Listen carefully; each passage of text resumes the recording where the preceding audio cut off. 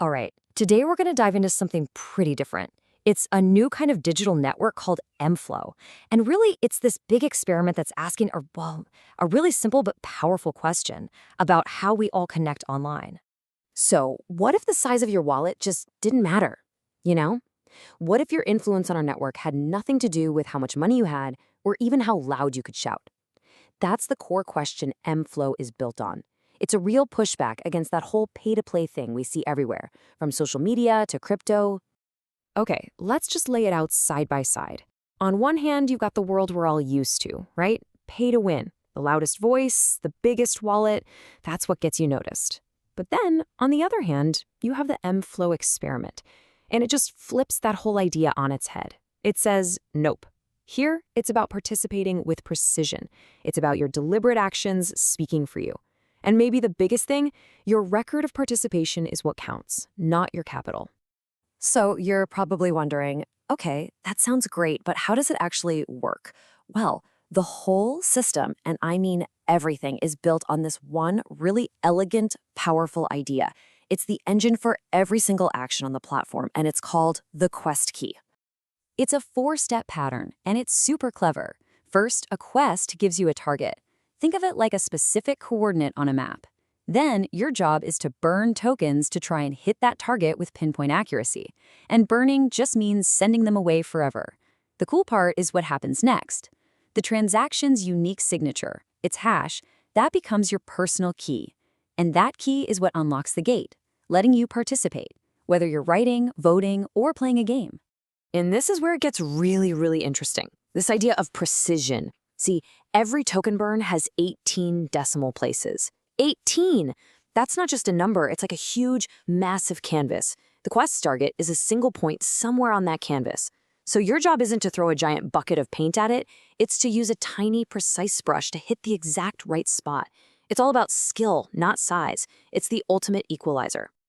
Okay, so this leads to a pretty deep question, right? If the amount you burn doesn't matter, what's the real cost here? What actually makes your participation valuable? There's this fantastic analogy they use that just nails it. Think about building a smoke signal. No one cares about the wood you burned, right? The wood was never the point. The signal is the point. The message, the timing, the effort it took you to make it, that's what matters. The token is just the wood. Your action is the signal. And if we break down what that signal is made of, it becomes super clear. The real cost isn't the token. It's you showing up, your initiative.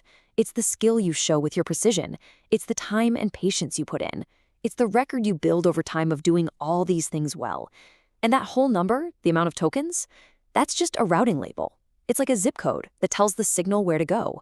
It has nothing to do with how important the message is.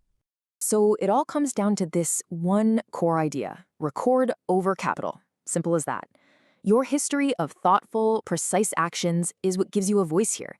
And that's something you just can't buy. Okay, so we've got the why and the how. Now let's talk about the what. What can you actually do on mFLO?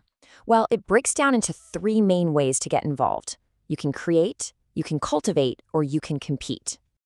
So for all the creators and curators out there, there's a whole toolbox waiting for you. You can write on a blog that's permanently tied to your on-chain identity. Think of it as a truly sovereign space. You can curate content in a forum where the best stuff naturally rises to the top because of signal, not votes. You can even send direct messages that are backed by your intent, by your record. Now, if you're more of a cultivator, someone who wants to help grow the garden, there are ways to do that too. There's an arcade where you can learn the ropes and get tokens just for playing. You can also see the community, which is basically vouching for other people who you think are adding real value. And for the long haul, you can help support the platform's foundation through something called VPOS. And finally, for the gamers and competitors, this is where things get wild. There's a real-time strategy game called 4G Glory, where your precision, not your army size, is your biggest weapon. There's a collaborative art project where the entire canvas is painted one precise burn at a time. And get this, a prediction exchange where your reputation is built on how good your calls are, not how much you bet. In every single one, skill is the only thing that gets you to the top of the leaderboard. Okay, so what makes all of this so compelling, at least to me, is just how early it is.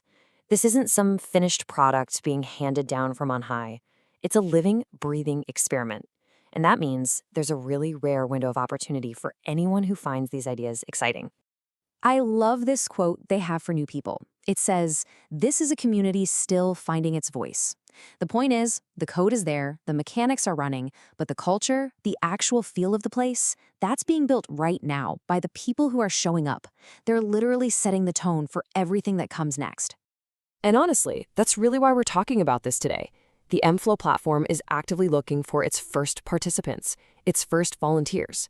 They're looking for people to come in, test things out, help to find what the culture is going to be, and give that super valuable early feedback. And here's the kicker, and this is really important. This is your chance to get in and figure things out before the noise arrives, before the chaos of the next crypto bull market, when everything gets a million times louder. Their whole ethos can be boiled down to just 4 words: from dust to trust. It's all about building a digital space where trust is something you earn through action, not something you can just buy. It's a pretty fascinating idea, and it's one that's open for you to help shape. Which I guess leaves us with the big question. In a world that's so dominated by pay-to-play, can an experiment like this, one built entirely on precision and purpose, actually succeed?